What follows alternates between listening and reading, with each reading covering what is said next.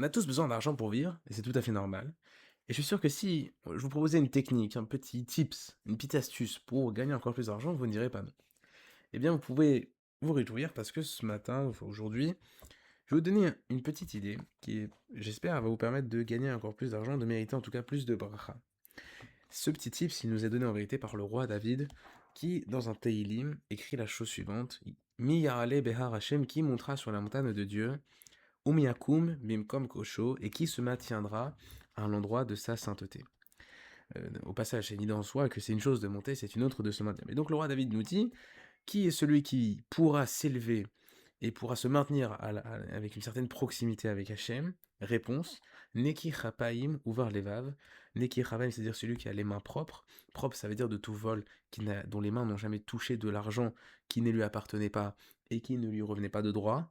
Uvar Levav, et dont le cœur est sûr. Sûr au sens de certains. Certains de quoi?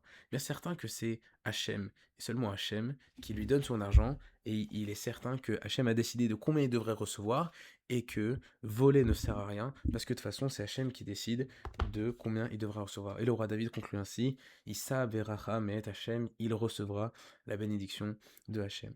L'idée ici en fait est très forte, et à la fois très simple. Le roi David nous dit simplement que quelqu'un qui est vraiment convaincu que c'est Hachem qui décide de combien d'argent il devra recevoir. Et que c'est Hachem qui va lui donner cet argent. Et donc si c'est Hachem qui lui donne cet argent, il n'y aura aucun obstacle qui pourra empêcher Dieu de lui donner ce qu'il doit recevoir. Parce qu'évidemment, Dieu est maître absolu de ce monde, donc rien ni personne ne peut l'empêcher d'accomplir ce qu'il veut accomplir. Et donc si on doit recevoir X argent, eh bien on le recevra quoi qu'il arrive.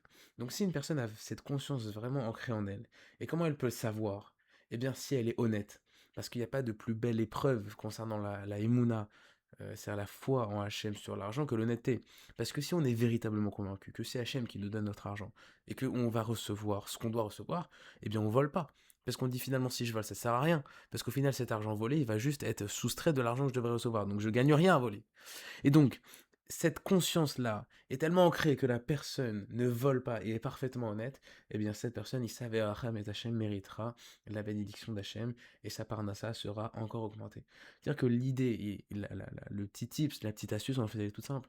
C'est de travailler sur cette conscience que c'est Hachem qui nous donne notre argent. Hachem décide combien on doit gagner, c'est lui qui nous donne notre argent, et donc on n'a rien du tout à gagner, soit à voler, soit à faire de la flatterie à notre patron, soit à transgresser la halakha en allant manger dans des restaurants pas cachers ou en travaillant le Shabbat pour gagner de l'argent, parce qu'au final, c'est Hachem et seulement Hachem qui donne notre argent, et cette conscience-là est source de bénédiction. Plus on l'ancre dans notre cœur, et plus Hachem nous enverra de bénédictions. C'est ce que je vous souhaite à tous, et je vous souhaite une très belle journée.